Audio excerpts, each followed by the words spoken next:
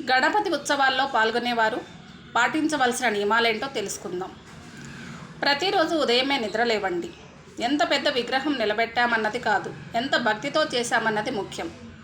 చందా ఇచ్చినంత తీసుకోండి, అధికంగా ఇమ్మని బలవంతం చేయకండి.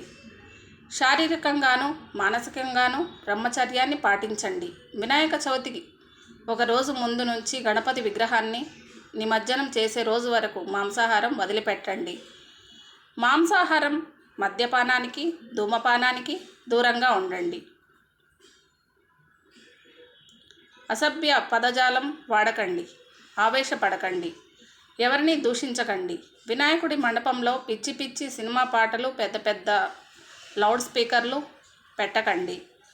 ఓం గం గణపతే నమః అనే గణపతి మహామంత్రం దీనిని వీలైనన్ని సార్లు మాటిమాటికి జపించండి.